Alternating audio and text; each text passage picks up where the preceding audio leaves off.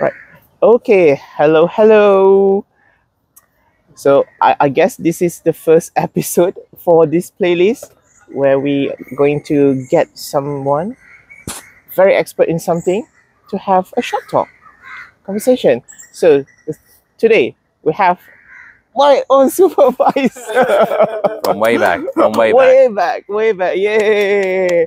So Andy, why don't you tell to our audience who are you, what do you do, and maybe something a bit more. Okay, so I'm Andy Fleming. I'm a professor of Biosciences at the University of Sheffield in the UK. I was a PhD supervisor for Armin quite some time ago. Long time ago. I'm ancient as well. And yeah, I have quite broad interest, but generally to do with plant development, in particular how leaves develop and how the structure of leaves relates to their function. Yeah. So I would like to know, what is your view on the education? Because you're not only a scientist, but you also do the teaching. Yeah, sure. I do research and teaching. And, research and teaching, and have some role also in management, leadership. Right. I forgot you are the director of something. I'm the faculty director of research and innovation. Right, very grand. Very title. Very important. Sounds very important. Yeah. You might. How do I manage to get this guy? All right. Okay. About the education, I just want to have your view. How do you feel? Because we had the conversation. We've talked about this many times. Yeah. About many times, and we seem to share the same views about the education. Yeah. What would you like to say about the I think we were following up. We've had some discussions about this over the last few days, and first of all, the preface is that obviously when I went to university in the UK, this is back in the 1980s, which is before some people here may have been born. 80s. Listen to that. 80s. That's what gen was it? No generation. No generation. 3 generations. In those days, certainly in the UK, maybe 3% of people went to university, so it's quite a small number. Back then. And so the numbers of students at university is much smaller than it is now. So in the UK, probably not quite, but almost 50% of young people go to university, which is a good thing. So more people going to higher education is good. Right. But that means it has a knock-on effect on how, I think, on the education experience that the students get. What do you think? People afford it more now compared to before? I mean, it's not. When I went, it was free. Everything was free. Tuition fees were paid for. There was a maintenance grant.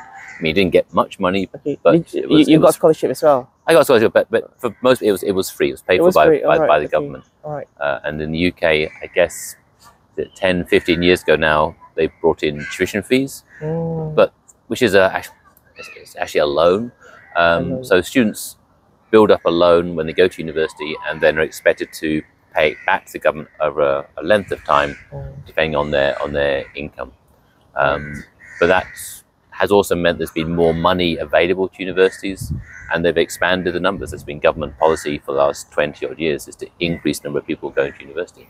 Right, paying back. This is what you refer to as the graduate tax. In essence, although it's called in the UK a loan, in reality it's a graduate That's not tax. agreement, like a formal agreement. I mean, like the moment you get involved with the education, it's going to happen automatically. So in most people in the UK, you pay tax automatically. It's done for you by your employer. And if you've been to university, that's noted, and you've taken a loan, then I think it's like 9% of your salary above about £25,000 is taken as. So there is a proper agreement for the students. Yeah, absolutely. Okay. So this is what's going to happen to you. Yeah, everyone knows it. It's all very clear.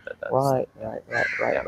And can you opt not to take it? If you want to, you can. If you're rich, you've got rich parents, then you can not take the loan and pay for things directly. I think very few people do that, but that depends on the interest rate that they charge on the loan. Right. So it's quite a complicated calculation as to what you should do. But for most people, you take the loan and you pay a slightly higher tax over your lifetime, which pays back some of the money that you've borrowed from the government. and the amount that you need to pay is going to increase with your progression in career. Slightly. It goes in again, it's complicated with bands. So it is linked to your income, but mainly it's whether you are above a certain base income, you will pay about 9% extra tax. Right. So in a way, this is a good thing because many people can have education. At the time it was brought out, people were very afraid it's going to put off young people going to university. It's been exactly the opposite. And more people are going to university than ever before. I think numbers may have slightly tailed off now, but so it is a good thing. It's if your aim or the government's aim was to have more young people go to university, it has worked fantastically. Right, for the sake of going to university. Yeah. Right. Yeah. What about the actuality rate? I mean, like when you see the students, is it possible that some of these students are actually doing it because my friends are doing it? Yeah, I mean that is again very careful here. I mean, obviously some of our students are absolutely fantastic and as good as they ever were. But I think it would be true that because half the population are going to university, if you make the decision about when you're 17, if all of your friends are going to university and you're not quite sure what to do, you go to university. Afraid of missing out. Or it puts off hard decisions like for 3 or 4 years. Right. At 17, is it largely influenced by the parents or not anymore? Parents, school, and also where your friends are going, right? So your friends are going to good places.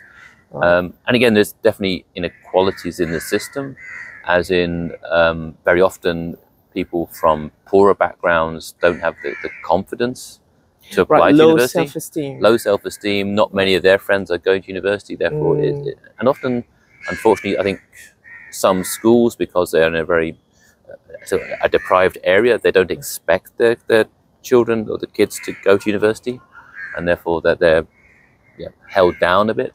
Whereas other parts of the UK, and notably in London, it's been a really massive change that they've been very successful.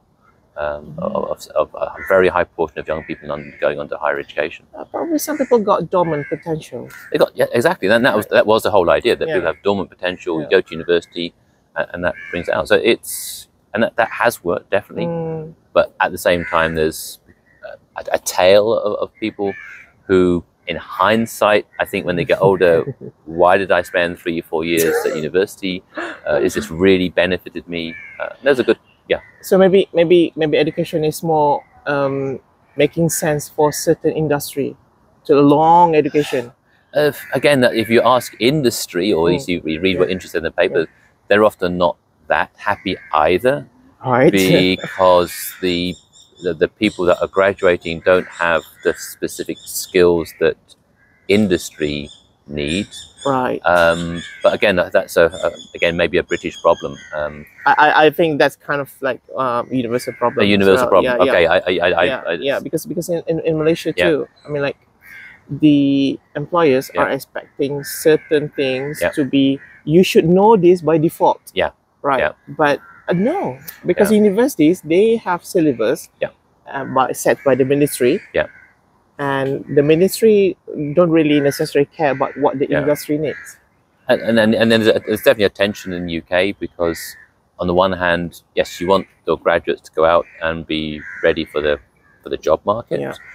But I don't think it's the role of university to train someone in particular skills so they get a job with company X. Because if company X wants that, why don't they pay the money to train them? Exactly. Because in the UK, there used to be called apprenticeships. Which were very, very successful and popular, but it cost the companies money. I almost took one with a Q. No, apprenticeship. But in the UK, those numbers have since the 1950s, 60s gone right down. And so the companies, on the one hand, sort of want something. They're not really investing, actually. If you calculate how much money, human resource, and you work out how much money the UK invests in called research and development, it's much lower than many other competitor countries. Right. So it takes two to tango. I mean, like the government has prepped the students to be ready theoretically, what they need at the university, but the industry need to play the role as well. They need to play a role as well, exactly. Right. Then you get the win-win situation for both. I can see that. I think that again, that's almost a cultural change of the last 50 odd years, that the companies now much under themselves under pressure to make a profit every quarter or whatever. And why invest in these young people? If they train them, they go and work with another company. That's a bad investment. Well, that's a loyalty thing. Or I mean, like if you're a good place. But it's also, I think, it's for the community, right? Right. You're investing in young people, not just for your company, but for the good of the for the community, for the country, right? For the country. But that's not the way that many companies work now. That's the bigger picture. The bigger picture. Yeah. But companies just look at their bottom line. And I suppose not many industries see these. They don't see that. They want quick profit. A quick profit, right? Quick profit. Okay. I find it silly. I don't know whether this happens in the UK or not. In Malaysia, the common complaint that we get from the fresh graduate when we do the alumni survey, all jobs needs the working experience at least 1 year, 2 year. I mean, like as fresh graduates, I mean, where on earth you gonna get the experience for 2 years? It's not gonna happen, right? Yeah. So I think that's silly. Yeah. And also, I mean, again, we have perhaps more PhD students than undergraduates. Is that although we don't train them for particular jobs, a number of the skills they have are actually really, really useful. But the companies themselves perhaps don't recognize that. So I remember one of my PhD students did a placement, 2 months with a company, and I know? so it's quite a small company, and she produced an Excel chart for them. Oh. And they thought she was a wizard, right? An Excel chart. This is something so basic. And so again, it's I think a lot of, again, I know British companies more than others are, that their awareness of technology and what it can do is really narrow, really lacking. I think it's getting big now, the AI awareness. It's AI, but they don't really understand what it means. It's a buzzword. Right. In Malaysia now, there is a movement now. The government is asking everybody to undertake a short module. And this is going to be released every 4 months or so. Right. Or have you taken? Everybody? Right. Okay. Just a final bit for this education section. So how many years have you been teaching? Too many. So too many. I mean, I actually started teaching when I was a PhD student. So that was in the 80s. That's 88, 89. Right. So how long is that? That's 30 over years. 40 years. Almost 40 years. 40 years. Very long time. Right. So students in the past. Student in the present, even though they are learning the same plant science thing. How are they? Again, I think I have to be very careful about making in terms of enthusiasm, participation. Again, there's some who are absolutely fantastic, really motivated, engaged. Others not, which is that's absolutely fine. I mean, you go to university to find out what it is you want to do, and there's no need to enjoy all the courses. I think, as we've discussed before, I think there's been, certainly again from the UK, much more a tendency for passing exams. As in, the question is, what do I need to do to get a first? What is the right answer for this question? And at a low level, that's fine. There are, as we know, right or wrong answers. You need to know some facts, factual things. But by the end of a university course, you should have gone beyond that. You need to have that critical thinking. Critical thinking, some imagination. True. And innovation. And that's, I think, where a lot of the students do struggle. And again, that probably reflects the teaching in the UK. I have friends who are teachers, and it is very much, you do this, you learn that, this is the answer, you'll get a star grade, you get top grade. It doesn't require a lot of thought. So you're saying that the present students, they are more like exam oriented. Very, very exam orientated. Absolutely. I mean, we were when we were younger, but it seems they're more. Exams always there. They seem to be under even more pressure now to get the really top grade, and also the way that things are marked are very standardized, which is it's sort of good. It means it's fair, but it means that there becomes, this is the right answer, that's the wrong answer, and sometimes really bright people, they come up with an answer which is, oh, Oh, right, Actually, right. I got that. That's a good multiple idea. many times with a But student. it's a wrong answer. But so it's not so. It goes against people always thinking the same way, and that's bad actually. Right. Yeah. Okay. I would say. Yeah. Yeah. No. But it's true because I got my answer sheet. Yeah. And some student they kind of thinking outside the galaxy, outside the box, lateral thinking. And that was, I was always encouraged to do that. That was very much a thing, to do the lateral thinking, not just to get the simple answer, but can you think around the question? And we don't really have almost the time to do that now, because this one, class sizes are bigger. Right. How many students do you usually have in a class? It depends. I mean, in the first year classes, there's several hundred. I mean, these are hundreds. Listen to hundreds. That's a true definition of lecture theatre. I mean, by the time you get to advanced undergraduate third year, you maybe at 20, 30, 40, which that's not so bad. Right. But certainly, again, when I was going to university, small class thinking or even really one-on-one teaching happened, and that that doesn't happen now in where we are. And the lesson's still going on, even though it's only one-to-one. It's like tutorials. Tutorial, so right. You have like a small group teaching, where you go really into depth, and also you can be put under pressure, right? All the attention to you. All attention to you, and that can be quite tough. But right. A little bit about the mental health. I think this is worth to be mentioned. Absolutely. Yeah. Especially after the lockdown period. Students, I mean, like people in general, they are behaving differently, reacting differently. I know it's the UK, but also when I travel around to other countries as well, mental health issues have clearly risen over the last number of years. It's not, I think it was happening already before COVID, but I think COVID has made it even worse, amplified it. We're not, again, we talk about this as amongst academics, and we're not totally sure what the causes are, but that they're real. And again, that has an effect, first of all, on the poor students. They often they struggle, and we don't think it's us actually. We don't think it's the university per se. It's much more the environment that they live in. Again, I'm sounding very old. It's very much comparing yourself with other people online, people having a better life than you, and also just perhaps spending less time with people and more time in a virtual sort of environment. You don't go to lecture because you got the record. The recordings there, which is great. But at the same time, less movement.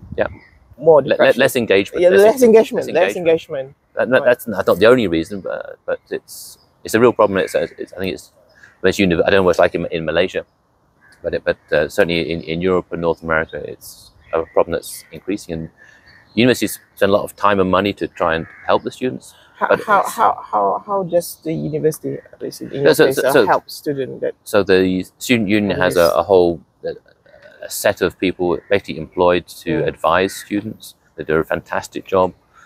Sometimes they have to be referred to medical help, and again, with the state of the health service, that becomes increasingly difficult because there's just so many. And these people, are they medical or just like a? No, they're trained. So I mean, the train. Again, once upon a time, when I was younger, the academic also played a role in advising people. And now we just have to be much more careful. If we think someone has, say, for example, a mental health issue, we are directing them within the university to people who are trained to advise them, counsel them, to counsel them, because that's not something we should do at all. We're not trained to do that. You might say the wrong things. I say the wrong thing, but of course that just again, it's very sad that students are like that. It obviously takes up a lot of time and effort and resource on behalf of the university. And again, so based on your experience.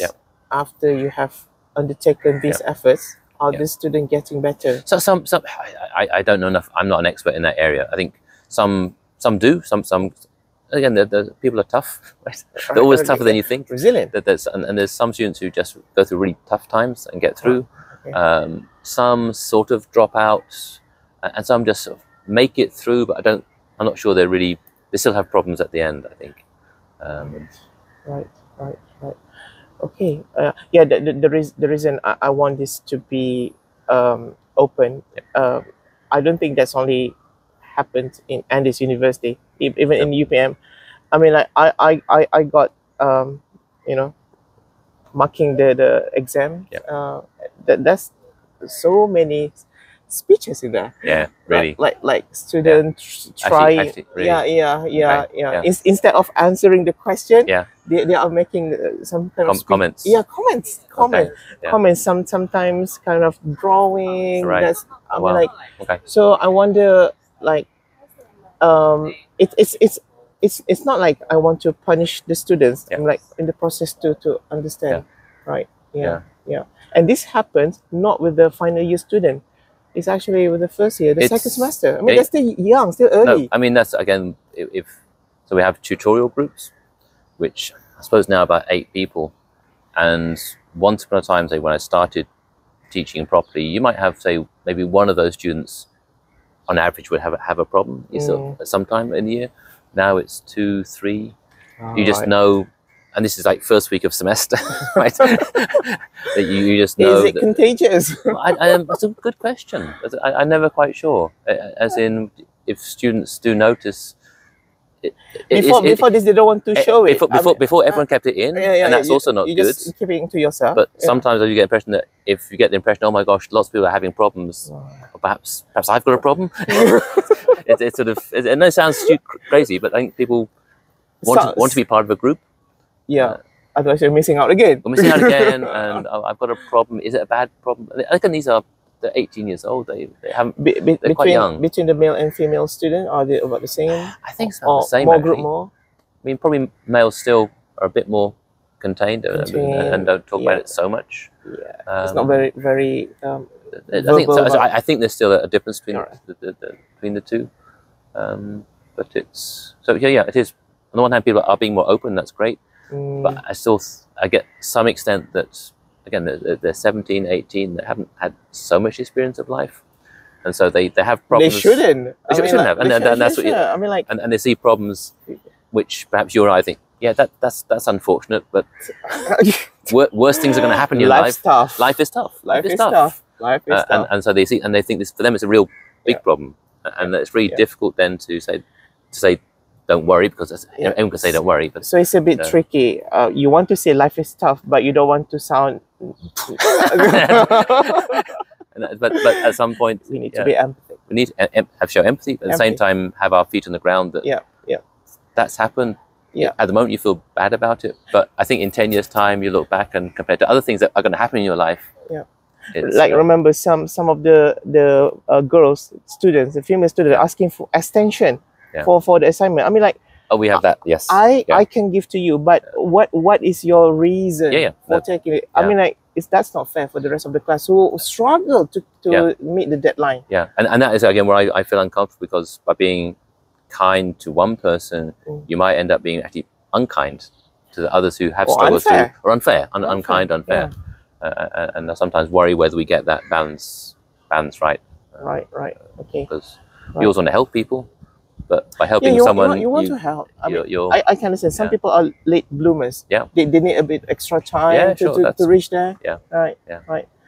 Okay. All right. So that's about the education. So finally, actually, the sun is setting. I don't want any mosquito to come. Although in Singapore, it is said that there's no mosquito. That's what they told me. Mosquito, listen to the authority. You're not allowed to be here. About plant science. So there are many disciplines in plant science. Which one do you think about strongest? You feel more about the strongest? I mean, obviously on my background, it's plant developmental biology, plant Has it cell been biology. that way since the beginning? I mean, like, probably developmental biology. I mean, I was certainly always more interested in the more molecular and cellular side. Right. So I must admit, so as a undergraduate at university, I avoided all the ecology lectures. I shouldn't say this, but no comment on that. No comment on that. Okay. Humanize. That's my problem. That's my problem. Humans being human. That's my problem. No. I avoid certain things too. But when it's important, I mean, like, you know what? Just do it. Let's just do it. All right. Okay. So developmental biology. I think you notice a number of people do not quite understand. Yeah. What is it exactly? So I mean, it's basically the observation is for plants and animals. Yeah, we're talking about plants. Yeah. Yeah, but the so context of plants. it's the whole of biology that Yeah. every single plant, every single person started life as a single cell, Yes, single cell. and then from that there's been a program which has led to every single plant that you can see around here looking like it does and functioning like it does, and none of the plants is exactly the same. True. They're all very, very slightly Yeah. different. Like Yeah. we're all different, but nevertheless they still are identifiable. Yeah. And they function. So how does that happen? Yeah. That's So the big question. These encoded information. It's encoded in the DNA. Yeah. But of course, the nice thing or the interesting thing about plants is that the environment also interacts with that. So depending on Right. where you grow your plant, it will look slightly different. There's more light, less light, which is very different from animals, where generally a rabbit will always look like a rabbit, no matter what you do to it, unless you're really nasty. Some rabbits can change color. Some rabbits can change color, but still, Yeah. it's got the same number of ears, whatever. Right. Yeah.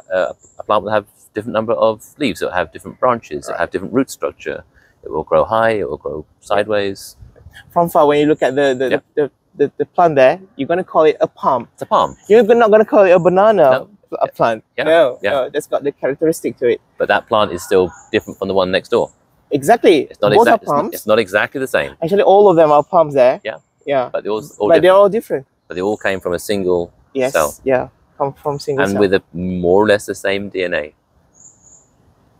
So, that's the interesting bit. so I mean, how does that happen? yeah, environmental and it G by happens- E factor. And it's very it's reproducible, right? It's very Yeah. robust, Right, right. and yet we live in a very complex world. So I think that's the thing that's always been very exciting. Do you think it's the environmental factors can have a long-lasting effect on the developmental I mean, to the that's offspring? that also epigenetics. I mean, this Yeah, is the thing of epigenetics, the idea that the environment can alter the structure of the DNA, not the code, but the structure of the DNA.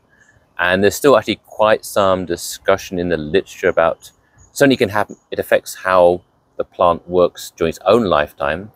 How much of that can be transferred from generation to generation, which is almost a bit like something called Lamarckism.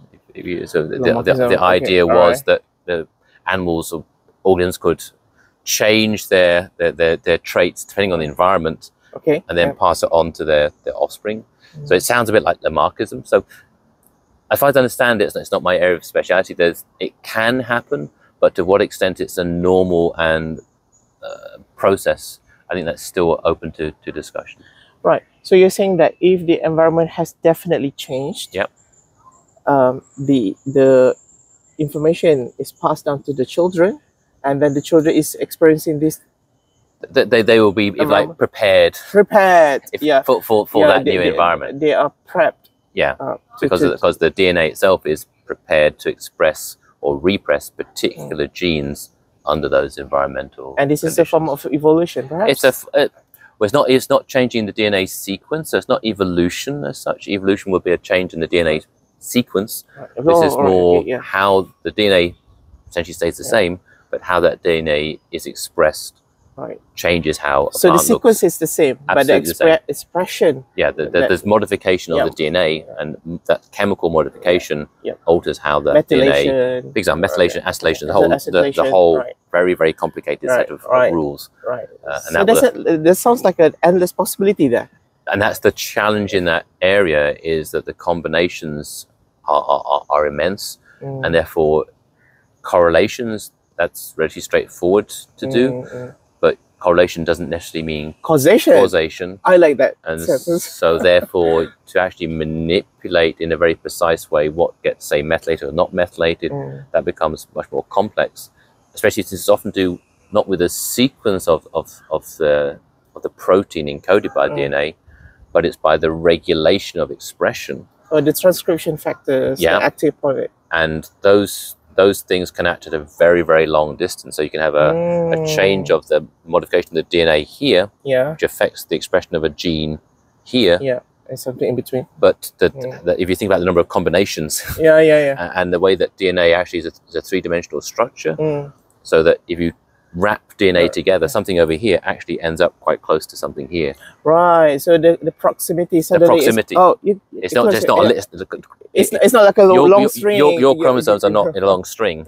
They're wrapped up very tightly, and so it's really fascinating. Highly condensed. And it's not my area of speciality, but there's a lot of interest and work over that the last decade. Right. So many more questions remain. Absolutely. See, lots of discussions. So many opportunities to do science. Yeah, absolutely. Yeah. Finally, how do you think the developmental science can be of benefit to agriculture? Because the truth is, because I've been in Faculty of Agriculture, people don't really care about all this science happening in the lab. They just want to go straight to the farm, doing that without having this fundamental understanding. How do you think that can be of any help? I mean, if you look at the crop plants that we have today, I mean, none of them are wild by any stretch. Highly domesticated. And that domestication has indirectly been very often by changing the development of the plant. Right. So the shape of you mentioned, for example, maize as a classical one. Yeah, the teosinte. And then you got a corn cob, the regular one. And so if you look at ancient maize, it's called teosinte. There's only, I think, a very limited number of mutations which change the development of the plant. So you go from a corn cob with maybe 5 or 6 really miserable seeds to maize today, which is about the most productive and I think one of the most valuable crops on the planet. Probably that was enough for the people in the past. Yeah, I mean, and that was done by breeding, and of course that took many hundreds of years for them to do that. But imagine if you understood exactly how that could happen with other plants, other things that we could do to select or create or engineer the plants to make those sort of changes. Right. That's grains, the example. Yeah. Maybe you can give one example pertaining to leaf. A leaf? Yeah. I mean, so again, it depends on, again, one area from our own research is we understand that the structure of a leaf. So you all learn this in your basic plant anatomy. Yeah. Textbook stuff about palisade and spongy mesophyll and epidermis and stomata. But the question is, for example, if we're, say, linked with climate change, we know that CO2 levels are rising and hopefully they'll tail off, but they're going to keep on rising for a bit. Because I think it's going to keep on going up. And all the leaves that we have now in our crop plants were bred really in the 1960s and 70s. During the Green Revolution. Yeah. So for a climate which has maybe 300 ppm rather than 360, I think. 360, whereas we're now 400, 500, 600. And so is that structure of the leaf that we have now, is it optimal for a future where we have double the amount of CO2? Right. And so we should be thinking about making climate ready crops. Architecture, biochemistry. There's a whole load of things that one could do. And because to breed a crop takes decades, it takes a long time, if we could understand how a plant is made or a leaf is made, perhaps we could work with the breeders to say, this is the sort of structure you want to breed now, so that the crops in 20, 30 years can cope better with the environment that we're going to be facing. So I think that's where that's the understanding, because people usually go to the end, the yield, without paying attention to the leaf structure. I mean, before you get the yield, these are the manufacturing. That's all the light, losing the water. There's the whole vegetative structure. That's where the energy eventually is going to come for the stuff that you eat. This kind of breeding, can we call it micro breeding? Because we are breed for maybe a thinner cell wall, perhaps. It's very targeted breeding, I suppose. Very targeted. Whereas in normal breeding, you actually bring whole genomes together, and you're looking on one particular trait, but what else is happening you're not controlling whatsoever. And perhaps there are more subtle things we can do by targeting, which will also lead to improvements. And this is where the CRISPR and that's where you have things like modern genetics, so gene editing and so on, that can come in. suppose that we have identified a number of genes is the one responsible for assimilation. We just overexpress it. Just this one. But maybe just in a particular cell and particular leaf, a particular time. All right. You get it correct, especially and temporarily. Yeah, exactly. Right. Exactly. Okay. All right. I think that's quite enough for now. Okay. We don't want to leave the place. So thank you very much. It's been a pleasure. Andy. All right. Okay. So I hope we can bring him. Hopefully this is not the last time. I mean, like maybe we can do one more time next year. I look forward to it. Yeah. In a different setting. Right. Maybe in spring. At the back we've got all back in Singapore or Malaysia. Or Borneo. Or Borneo. Borneo. Yeah. Okay. Thank you, Andy. Right. Thanks, Armin.